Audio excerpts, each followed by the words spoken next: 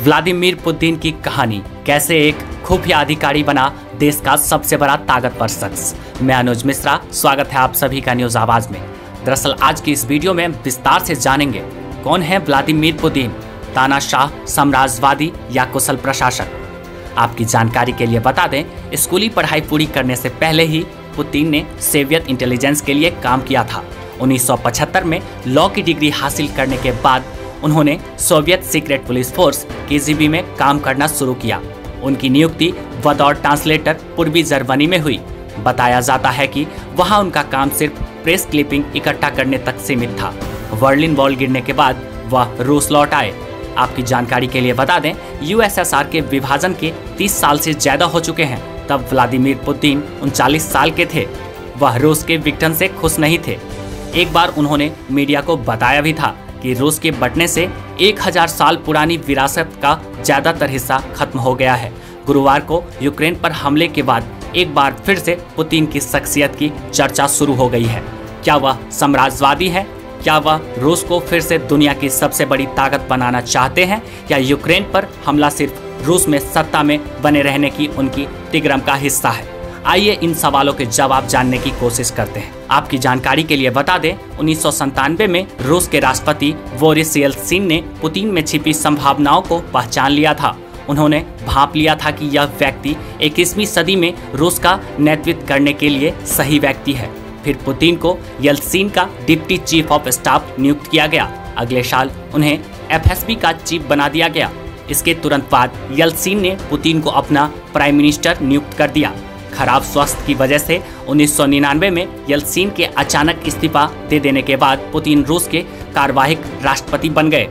इसके बाद पुतिन ने सत्ता पर अपनी पकड़ मजबूत करनी शुरू की। उन्होंने चुनाव के रास्ते सत्ता की शीर्ष पर पहुंचने का फैसला किया। मार्च 2000 में हुए चुनाव में उन्हें 53% वोट मिले।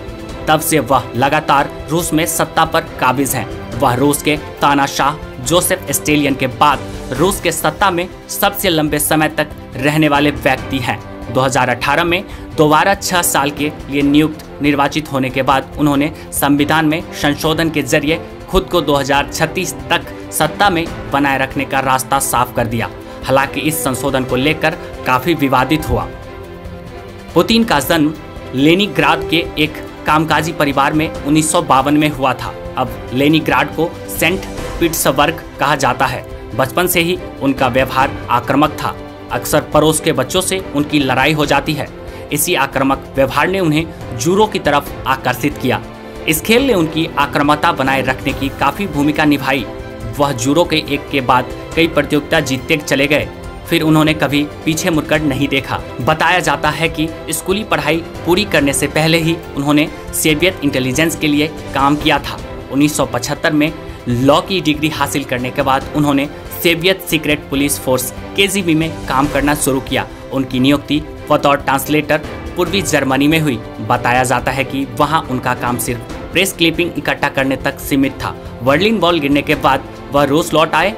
उसके बाद से वह सरकारी तंत्र में लगातार अपनी स्थिति मजबूत करते गए। एक के बाद एक वह सत्ता की सीढ़ी पर चढ़ते गए। आज रूस में उन्हें चैलेंज करने वाला कोई नहीं है। जिन लोगों ने उनके खिलाफ आवाज उठाने की कोशिश की, उन्हें रास्ते से हटा दिया गया। एक्सपर्ट्स बताते हैं कि अगर 2000 से अब तक सत्ता में पुतिन के सफर को देखो तो साफ हो जाता है कि उनका रुख विस्तारवादी रहा है। मार्च 2016 में उन्होंने सैन्य हस्तक्षेप से यूक्रेन को क्रीमिया से अपने कब्जे में कर लिया। मार्च 2014 में सीरिया में सरकार के विद्रोहियों पर बम बरसाए। अब यूक्रेन पर हमला कर उन्होंने बता दिया कि उन्हें रोकना नामुमकिन है। इसीलिए वह खुद को मैन ऑफ मिशन बताते हैं। अमेरिका सहित पश्चिमी देशों से उनके रिश्ते कभी अच्छे नहीं रहे। उन्होंने कभी इसकी परवाह भी नहीं की। शायद वह जानते हैं कि मौजूदा भू राजनीतिक माहौल में अपनी ताकत का इजहार करने के लिए यह सही मौका है। आज की कहानी के लिए इतना ही। अगर अभी तक आपने सब्सक्राइब नहीं किया है तो सब्सक्राइब कर ले न्यूज़ आवाज़ को, और साथ ही साथ बेल आइकन प्रेस कर दे ताकि इसी तरह की कहानियों की अपडेट सबसे पहले आप तक पहुंच सके।